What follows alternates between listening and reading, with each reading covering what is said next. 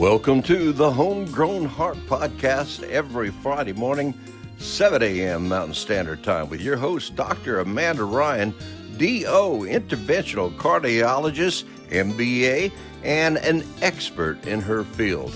Today's topic, modern medicine. Who's driving the ship? Help me welcome your host, Dr. Amanda Ryan. Good morning. I hope you're having a great holiday season.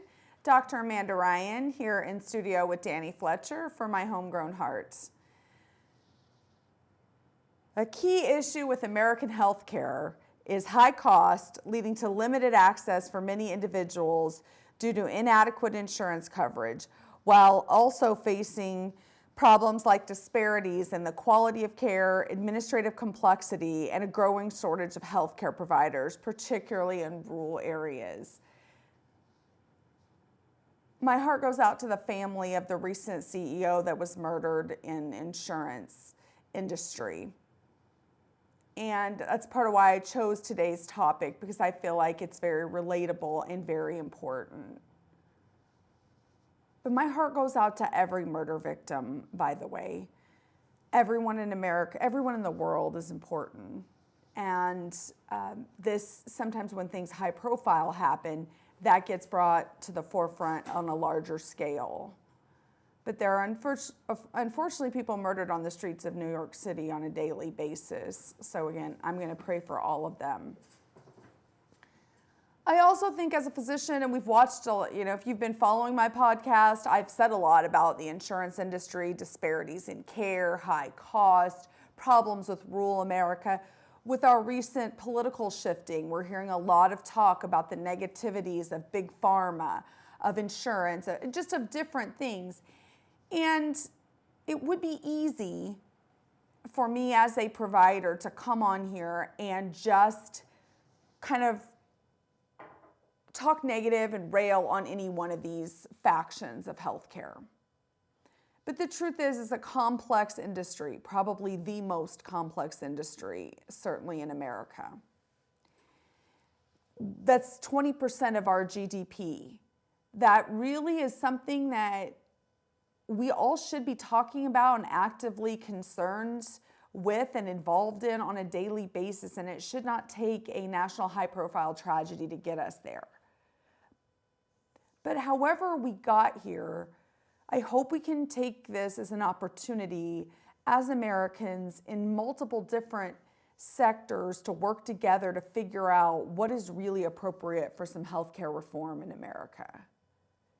It's been really on the political forefront for years. It's always a topic, but Hillary Clinton, Barack Obama, there was in their eras, Bill Clinton, there was a lot of different, George Bush, we had a lot of different times throughout our history that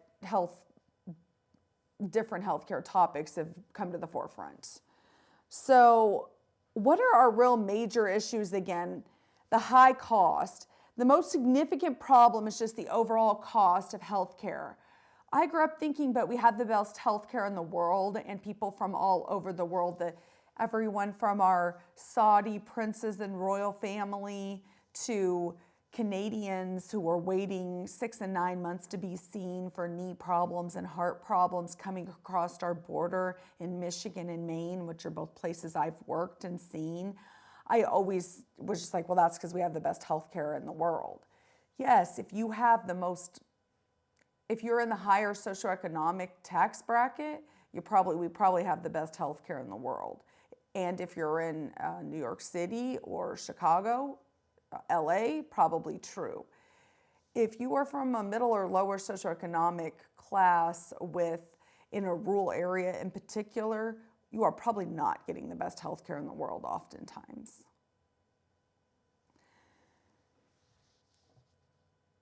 Insurance coverage gaps. There's a large portion of the population remains uninsured or underinsured. Now, the whole Affordable Care Act has improved some. I think there's a lot of different statistics, but I saw when I was looking up for this, 18% of Americans were uninsured, and now it's down to 12%. 6% with our population is quite a few people that now quote unquote have insurance that were not covered before. But simply having insurance is not doesn't solve all your problems. There's kind of a new, it's not necessarily new, but let's say that it's required even at an office level such as mine, which is complex with a surgical center and multiple different tests at our office, called Revenue Cycle Management, or RCM. If we have 30 employees at our practice, 15 to 20 of them are involved in our RCM process. That means to get an insurance verified, to figure out what portion you, the patient, are going to owe, to drop the claim, to make sure the orders match the appropriate diagnosis code, to following up on the claim, to tracking the overall, what we billed, what we collected, what's still outstanding. That literally takes about 2/3 of our staff being involved at some point. To say it's complex, I've had people from multiple different industries come in to have discussions with me for different topics, and they're shocked by the complexity. Again, when you go to the doctor, they're like, it's $50, $70, $200, whatever it is. And I wonder if people think that's kind of where it ends, and that that's as complex as it gets, and that's not the reality. The other thing, and I am just as guilty as the next person on this, so I do understand, either you or your employer or a combination of the two pay for your health insurance benefits. Then you go to the doctor or the hospital, and what so many people do not understand, before insurance even kicks in on an every year basis, you have an out-of-pocket deductible. Our Blue Cross plan, that's small business, and again, is somewhat penalized for the rates we have to pay as a small business. We only have like 15 people that need the health insurance. So we pay very high premiums. 65% of Americans are employed by small business, by the way, but it's becoming more and more difficult for small business to survive for many reasons, and one of which is health insurance for our employees.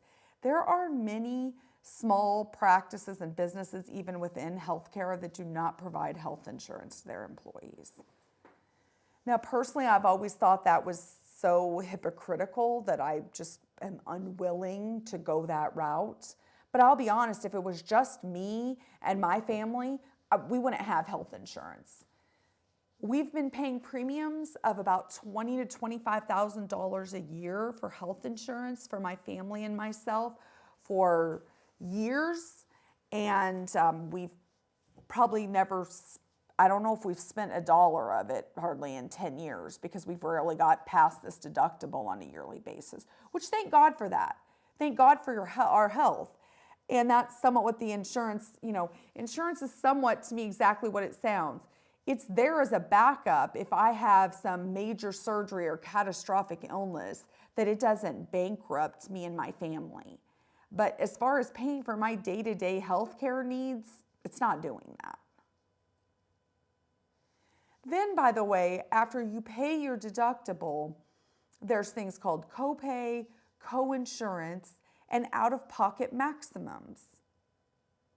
We have a young 28-year-old on my team who had a very serious cardiac event that I've talked about, or cardiac history, and had to have open heart surgery.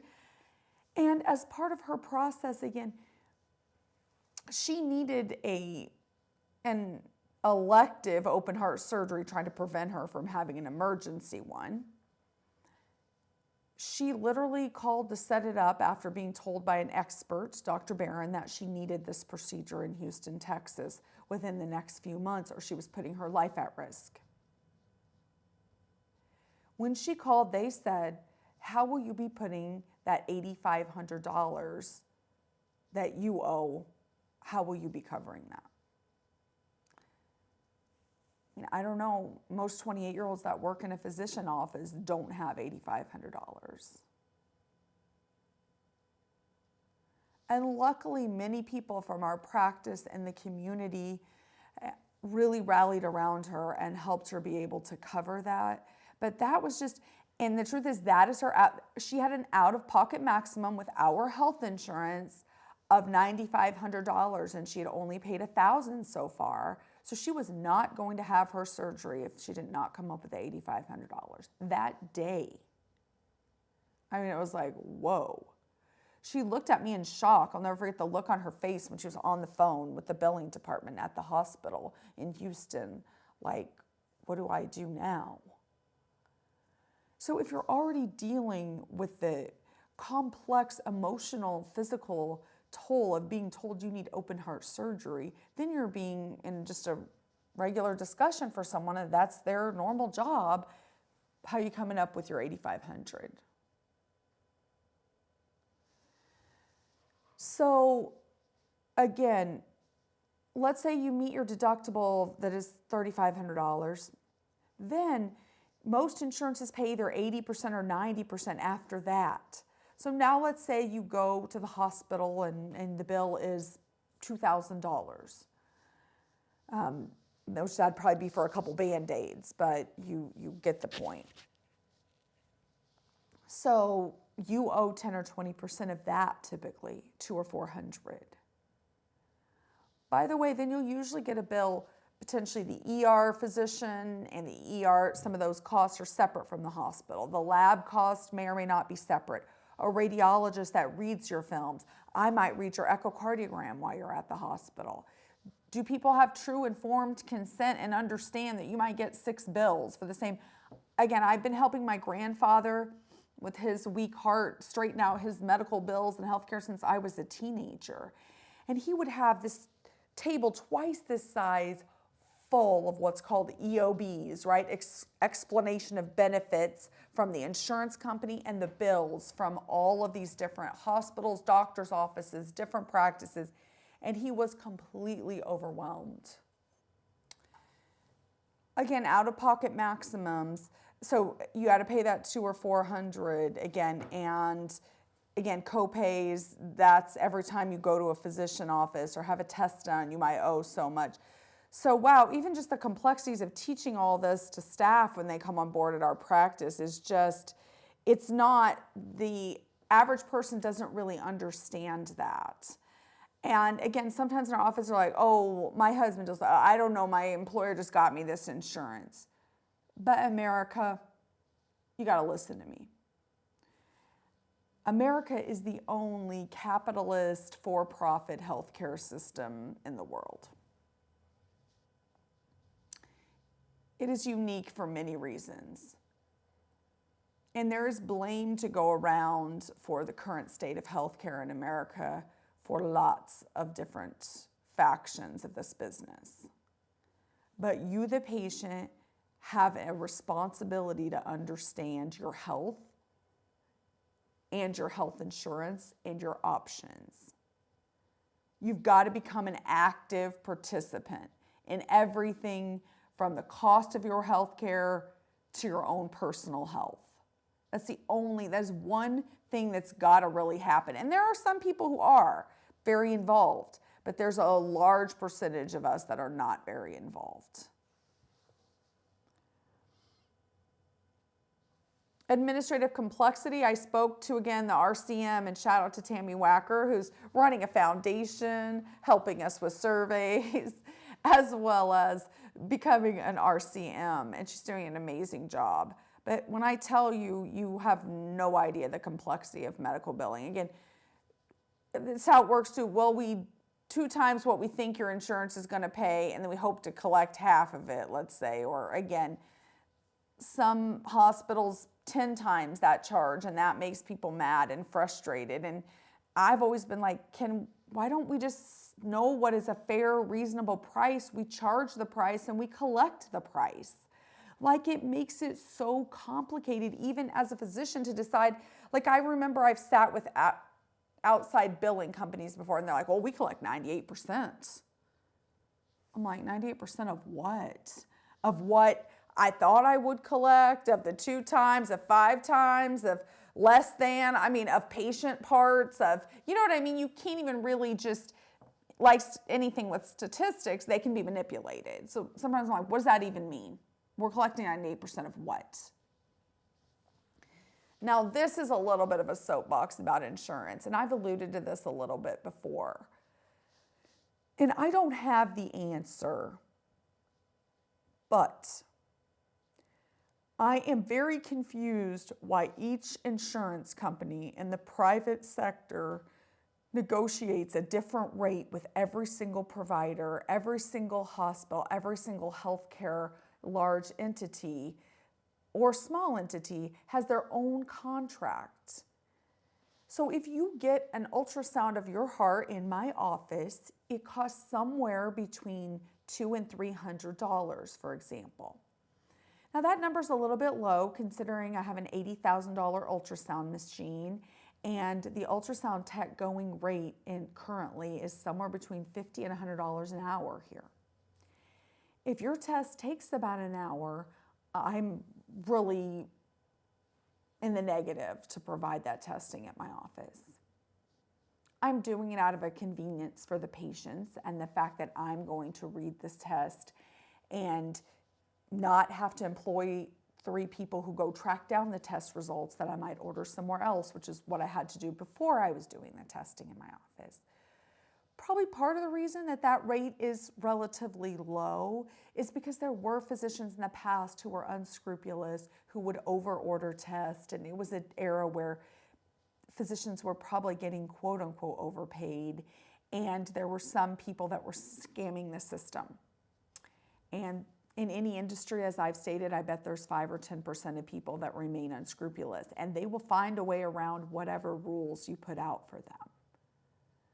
But those of us who I do believe are being fair, doing this for the right reasons, and really seeking to be able to expand and improve the healthcare services that we can provide, particularly as our mission in our rural area is, it makes it harder and harder for us to really, by the way, again, we have to employ people to get that test approved, and then the 15 to 20 people that are involved somewhere in the collecting the $200 to $400 for the test. But that exact same test done at a facility, a hospital location from some insurances pays $12,000. And I can't make that make sense. And I can't make it make sense. Well, Medicare, maybe it pays $1,800, and Blue Cross, it pays $5,000, and Aetna pays $12,000. And again, I don't know. Here is where I've got to admit my naivety, because I don't understand that. And I think it's a problem, and I think it needs to be discussed, figured out, and I think it needs to be changed.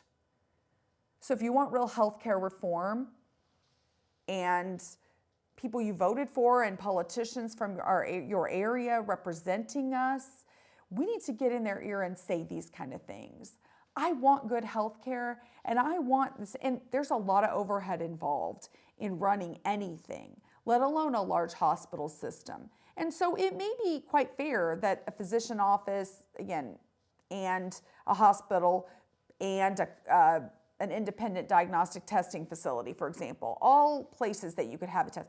It may be fair that there are slightly different prices in the 3, but really evaluating what is the cost of the person doing the test, what is the cost of the equipment, what is the overall overhead of the schedulers and everybody involved and the people getting authorization. But you cannot tell me that there is a reason to have such disparity in the prices of a simple test. And by the way, that's public knowledge.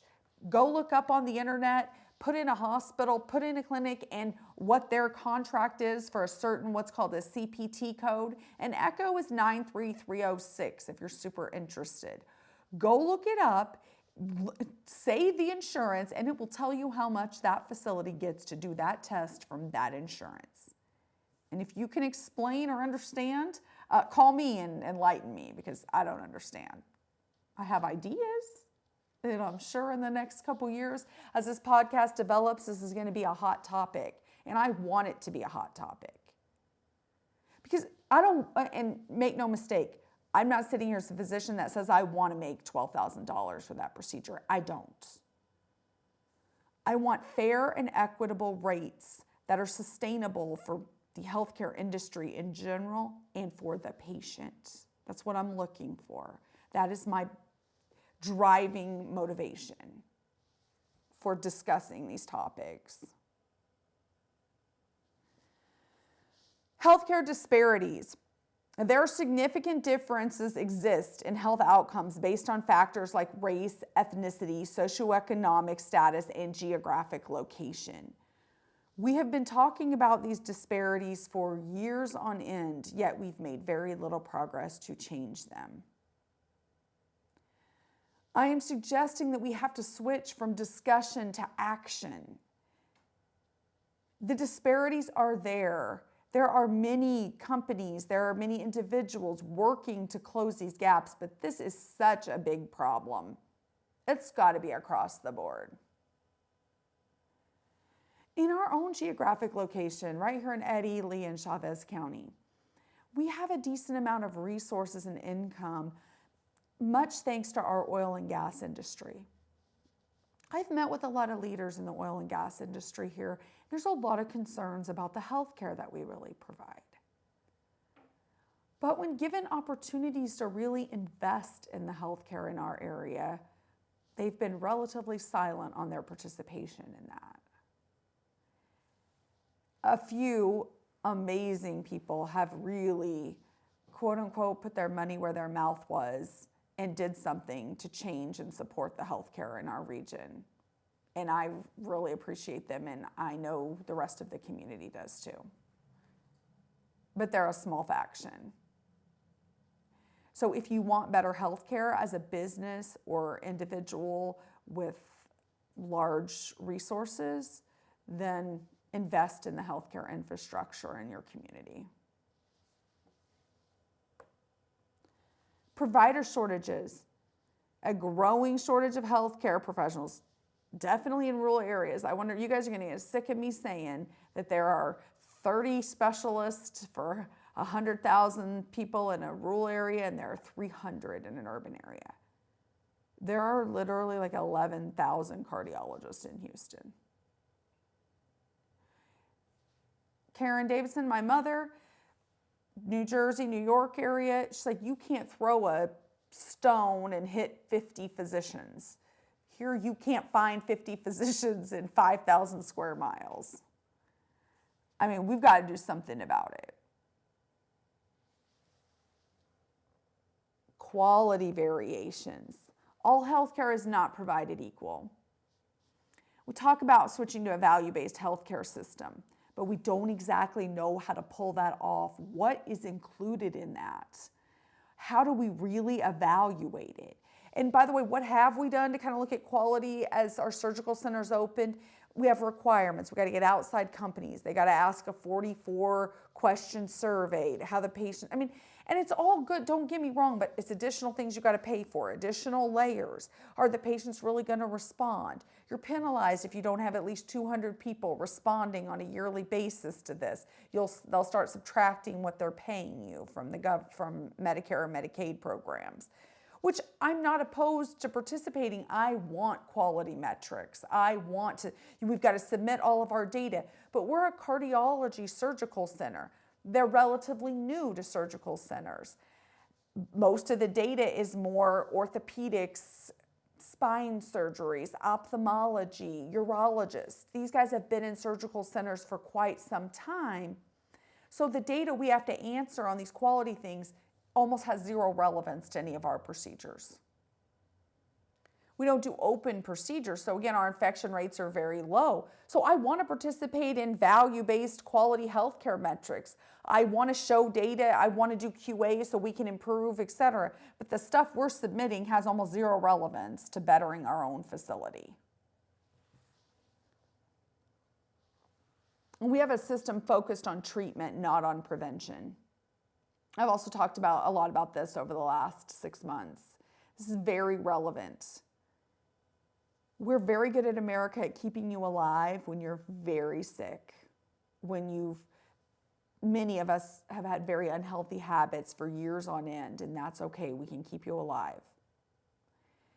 Those same people that are saying Big Pharma does this and Big Pharma does that are the same people that would rather take a pill for their blood pressure than attempt diet and exercise prior to me handing them medications. And I'm here to try to give an objective view, by the way. I'm not, there are good and bad things with the pharmaceutical industry. And I'm very glad I never prescribed an opioid and that I do try to talk about prevention with my patients, et cetera. But I will be honest, there is a very large majority of my patients that have zero interest in doing anything preventable, but think I can, quote unquote, fix them with either medicine or procedures. And that's the kind of system we mostly have in America. But you could argue that that's what the people of America want. Because if they wanted something different, it would involve a lot more effort on their own part to switch to more of a preventive approach. And quite honestly, the overwhelming majority of Americans are too lazy to do that or too undisciplined. And I'm not being a parent here, I'm being honest. Sometimes I'm undisciplined, so I get it, but I don't expect physicians and hospitals to fix all my problems that I've half created for myself. What are we gonna do? So I'm up here, if you're not depressed yet with some of the issues, what are we gonna do to fix some of these things? Again, we've got to expand access to true affordable health insurance that really covers, the same with this Affordable Care Act. I remember the excitement of the program. It's called 2014, and one of my friend's moms who has lupus and RA and all kinds of stuff, a middle-aged African-American lady, so excited she was finally going to get health insurance, goes online and probably had a job making about, I'm going to say $1,600 a month at that point with what she could do with her health issues and otherwise. The best marketplace plan she could find was $900. I was like, she's like, I'm pretty sure I'm still not going to have health insurance because I can't afford 60% of my income to go to my health insurance, or I can't live or I can't eat, or I can't afford my medications. So what are we going to do now? So there, it was a step, but it was unreachable for many people.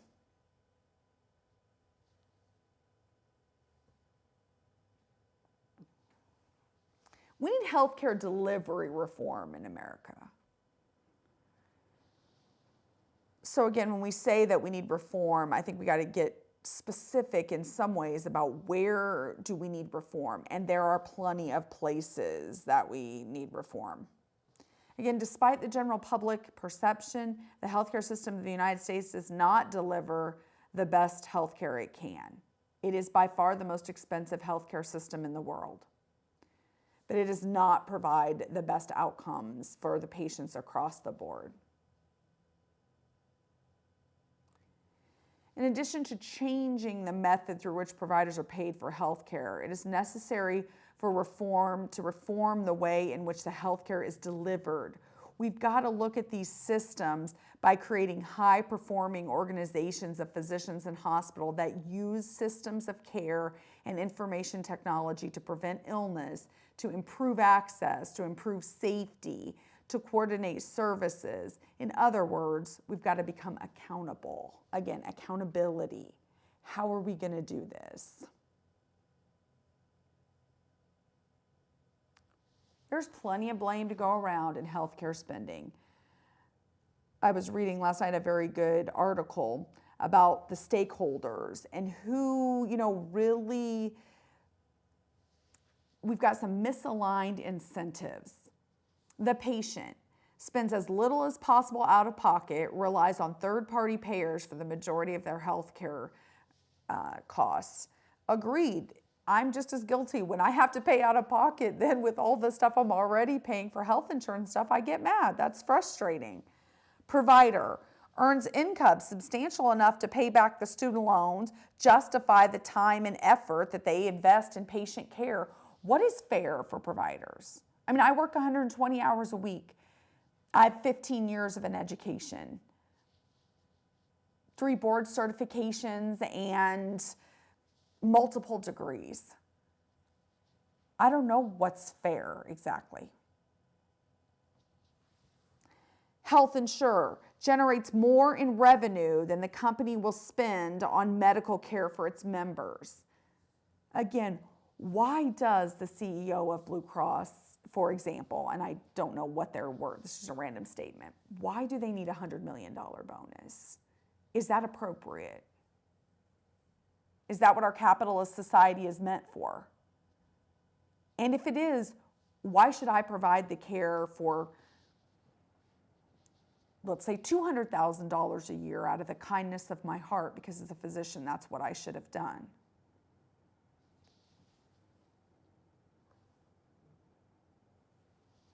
The pharmaceutical manufacturer generates enough to earn a profit after recouping all the R&D and marketing cost. The government spends as little taxpayer money as possible while providing access to care for Americans' most vulnerable populations.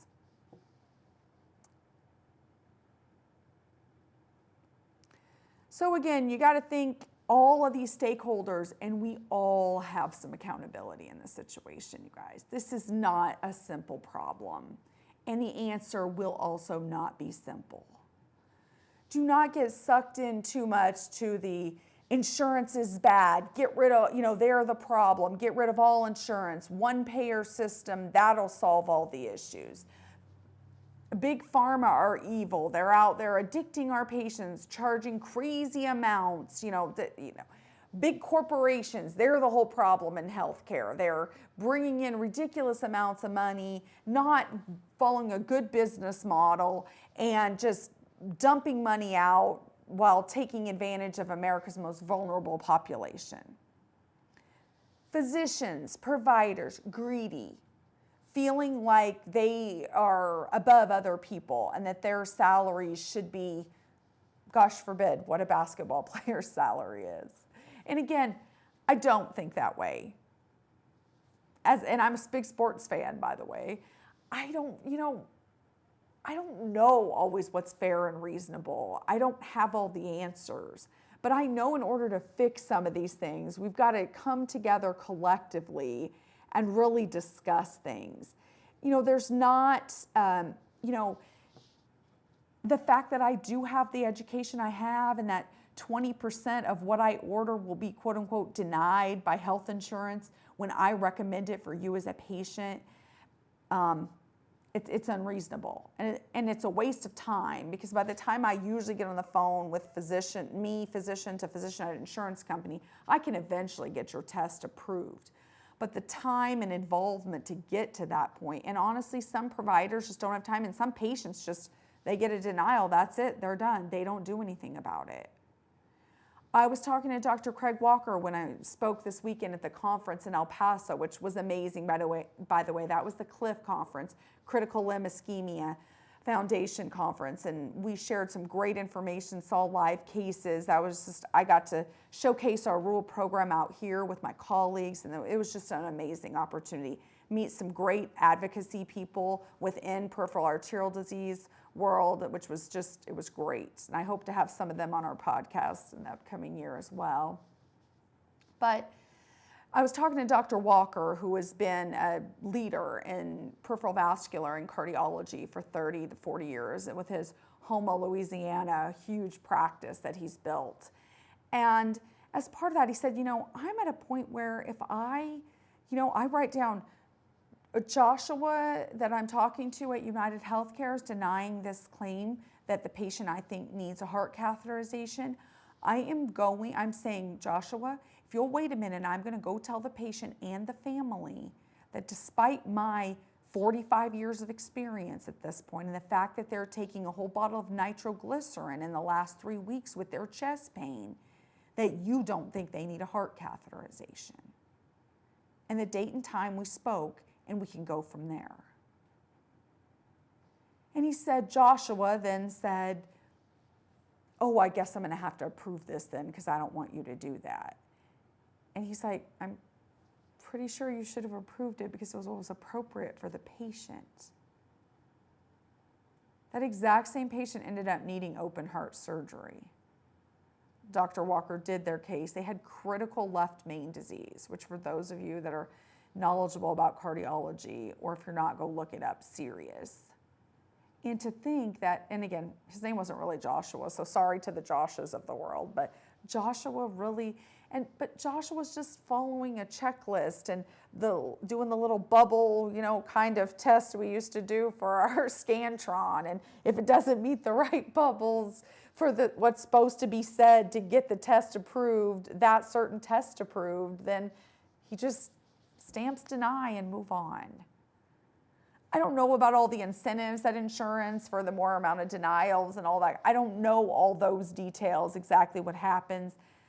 I know it's a game. I know there's a lot of blame to go around. And I know I'm here with my team at Advanced Heart and Vascular Center of New Mexico, at Advanced Ambulatory Surgery Center of Carlsbad, New Mexico, and at Partners in Heart Health to band together to make a difference.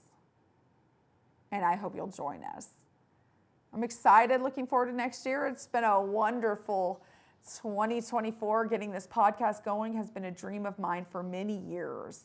Shout out to Tammy Wacker, Danny Fletcher for all their help, to all of the listeners who are supporting me, to everyone watching on YouTube, to my entire team, everyone that I've interviewed, the patients that have participated. It has been great. And we have some exciting topics planned for 2025. We'll take a couple-week break for the holidays. We'll resume in January, and we hope you have a lovely time with your family.